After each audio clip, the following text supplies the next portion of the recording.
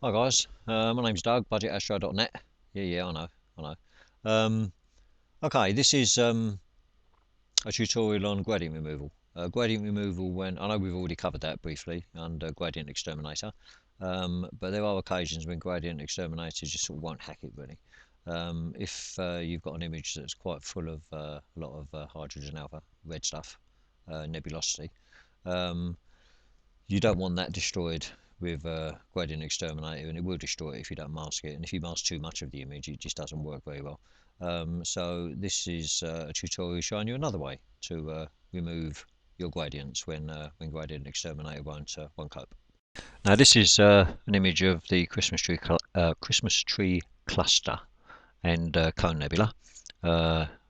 Which wasn't a successful image, unfortunately. One I took the other day didn't work, but not to worry. It's good enough to demonstrate this procedure. And I've already performed the initial steps. I've cropped the image slightly to take out the thin black line you get around the edge, and I've converted it to 16-bit, and I've tweaked it a bit in levels and curves just to bring out the detail a little bit more. And you can see, hopefully, quite a pronounced gradient. It's quite a bit darker at the top than it is at the bottom, and I'm going to show you how to get rid of that. Now the first thing we're going to do is put in some sample points, just for reference really, so I can sort of show you before and after really. And if you follow my mouse here up to the eyedropper tool, which is this one here, that's what 1, 2, 3, 4, 6 one down, eyedropper tool. This is a Photoshop CS5 by the way, for those of you who don't know. Click on the eyedropper tool, make sure you've got 3x3 average selected up here. Basically what that does is it takes an area of pixels 3x3 and takes the average value. You don't want any of the others. I mean, some of these are huge, 101 by 101. So 3x3, that's what you want. Now I'm going to put these sample points right into the corners. And if with the eyedropper tool selected, if you hold the shift key down, and I don't know if you can see that, it's probably quite small on your screen, there's a little plus sign appeared next to the eyedropper tool, right into the corner, shift key held down, click on that, and there's a little sort of round circle with crosshairs on it and a number 1 next to it there now where I clicked, and that's the first sample point. And if you look over here, the info panel's opened up and it's got the values for that point. #1, that's the first sample point. Red is 48, green is 36, blue is 40. So we'll close that down and we're going to put in another few of them. Okay, I'll put the second one in the top right hand corner, hold the shift key down and click. Info panel opens again, we'll come back to that in a minute. Close it down. Bottom right hand corner, shift key down, click, close that down again, irritating thing. And then the bottom left hand corner, shift key down and click. Make sure, by the way, you're not clicking on a star when you do that. Keep away from the stars if you can, because otherwise it's going to completely distort it. Now if we look at the info panel, we've got variation in the red for each of the 4 sample points, #1, #2, #3, #4. It goes from, let's have a look, 48, that's the lowest value, up to 70, that's the highest value, so it's a difference between 48 and 70. Green goes from 36 to 71, the highest value, so it's 36 to 71 for the green. And blue goes from, wow, 21, that's the lowest value, to 80, that's the highest value. So there's a huge difference in them 4 sample points at the moment, and that sort of fairly accurately demonstrates what sort of gradient we've got in this image. Pretty horrendous really. Okay. Right, now what we're going to do, hopefully, is get rid of this gradient. And the first thing we need to do is go up to Image, and then Duplicate, just over halfway down. Click on Duplicate. Comes up with this little box. Doesn't matter what you call it. Auto save 001 copy, that's fine. Click on OK, and that brings up a duplicate image, which is exactly the same as the first, identical images. And we're going to use that to get rid of the gradient. Now the first thing you need to do is get rid of any particularly bright areas in the image. This image ain't too bad actually, but I probably don't need to do this, but I'm going to do it anyway just to demonstrate the point. If you've got clusters and particularly bright areas in the image, you want to get rid of them. And you do that with the clone tool. I'll explain why we're doing that in a minute, by the way. Clone tool, click on a clone tool just there. Make sure that the cursor that you've got selected is big enough for what you want to do, covers the area that you want to get rid of. Hold the Alt key down, changes to a little target thing, click on the area you want to sample from, and then click over your target there, that little star, and that's gone. Get rid of that one, and get rid of that one. Okay, that'll do.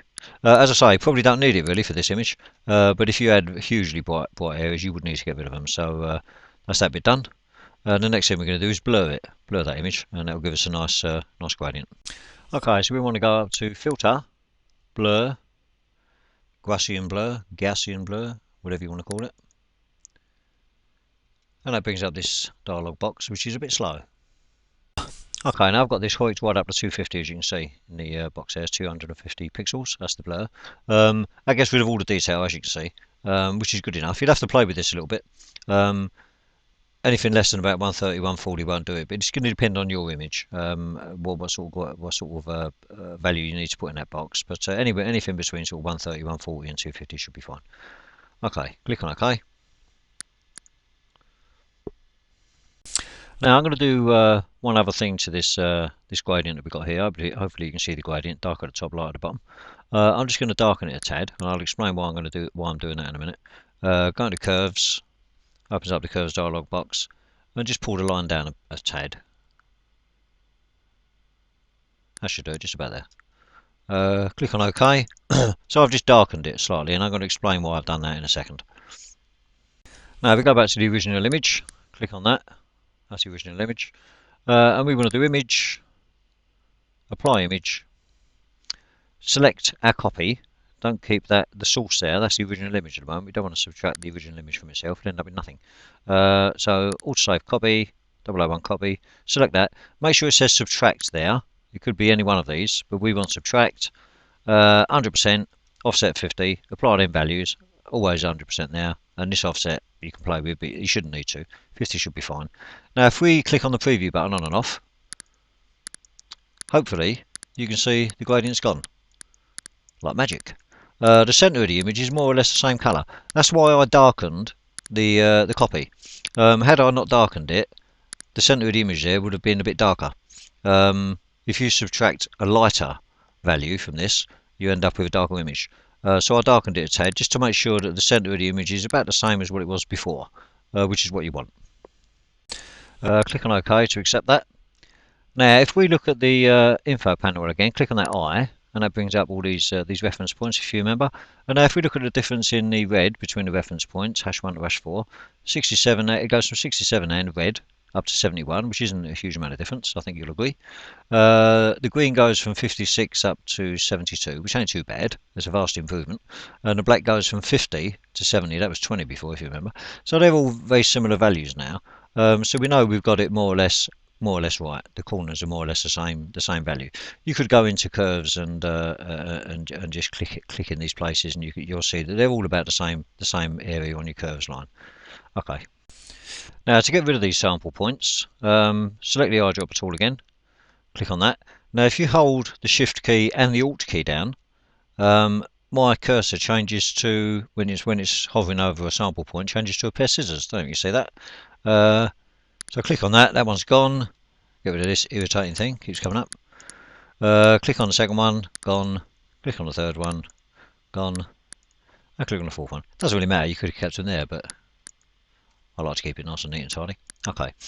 And that's about it really, the gradient's gone. You have to be a bit careful with this, guys, to be honest, because you're subtracting information from the original image and you don't really want to subtract any of your nebulosity, but it's going to be a little bit trial and error. Give it a go. And then you process your image from here, obviously, as you would in the normal way, and see what you're left with. You could try doing it without subtracting the gradient and see that, make sure that the area of nebulosity is fine, and then subtract the gradient and see if there's any difference. So you do have to be a little bit careful, but that seems to have worked, doesn't it, really? Okay, that's good. Alright guys, I hope that's of some use, and hopefully I shall speak to you again soon.